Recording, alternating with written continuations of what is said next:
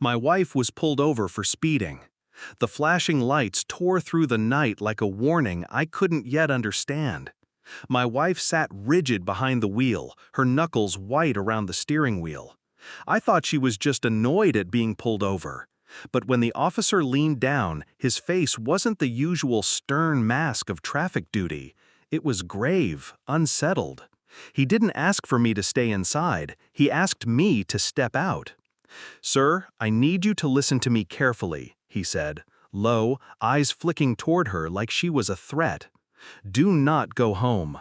Get somewhere safe." My mouth dried instantly. What the hell was he talking about? "Why?" I asked, though my voice cracked on the word. He hesitated, just long enough for my stomach to split open with dread. Then he slipped a folded note into my hand. I can't explain now, it's horrifying.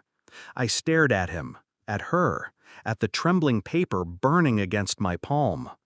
Back in the car, she didn't even look at me, just stared ahead, breathing too steady, too practiced. I opened the note under the cover of my thigh. The handwriting was rushed, uneven, and what it said made the world tilt beneath me. The note was simple: a name, a date, a warning. She isn't who you think she is. I folded it back up with surgical precision, tucking it into my pocket as though hiding it from myself. My wife never turned, never asked what the officer told me. She drove in silence, headlights cutting through the night. Something in me cracked. Not loud, not obvious, just a faint fracture. Back home, she kissed me absent-mindedly before heading straight to the shower. That's when I noticed her phone, face down on the counter. She never left it like that. I didn't touch it, not yet. My instincts whispered caution. If the officer knew something, it was bigger than just suspicious texts, bigger than anything I'd let myself imagine. Her laugh from the shower drifted faintly, rehearsed, like an actress playing carefree wife. That night, while she slept soundly, I lay awake with the officer's words replaying in my skull. "Do not go home. Get somewhere safe." Why? What was hiding behind her silence? I wanted to believe it was nothing, that she was innocent. But the note in my pocket was heavy. It was a blade waiting for me to turn it. The next days, I lived in shadows. I studied her, the way she smiled at her phone, thumb tapping fast when she thought I wasn't watching, the way she slipped out for errands that never matched the receipts.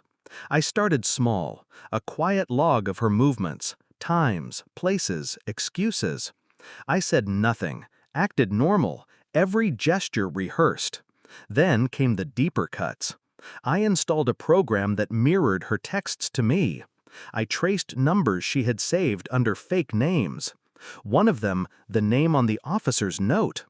The pieces began to align with sickening precision.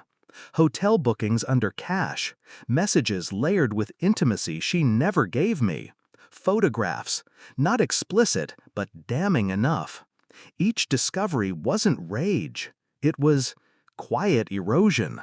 My love for her wasn't breaking, it was dissolving, grain by grain, until only bone remained. I ordered a DNA kit in silence, swabbed myself, sent it off. I swabbed her toothbrush, carefully sealed. I told myself I didn't know why, but I did. The officer's warning echoed every night. It's horrifying. The envelope came on a Tuesday, thin, clinical. I read the results twice, 3 times. My hands were steady, my heart wasn't. The child sleeping upstairs, our son, was not mine. 0% probability. I sat at the table, staring at the paper while the clock ticked loudly above me. I had prepared myself, but preparation means nothing when the truth crawls into your bloodstream.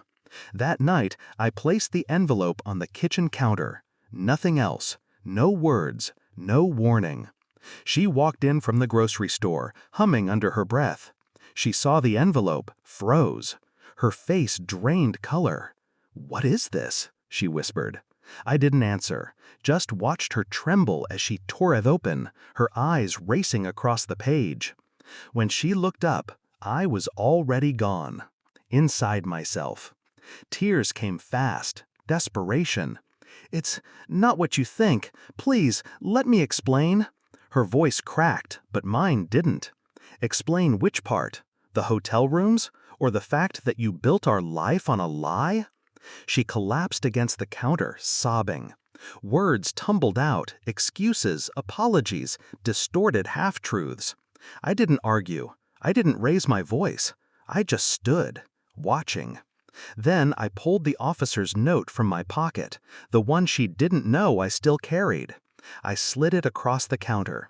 Her eyes widened as she read it. Fear, real fear. "You're not the only one who knows," I said quietly. She gasped, covering her mouth.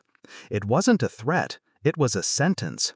Her secret wasn't ours anymore. It was exposed, fragile, and irretrievable.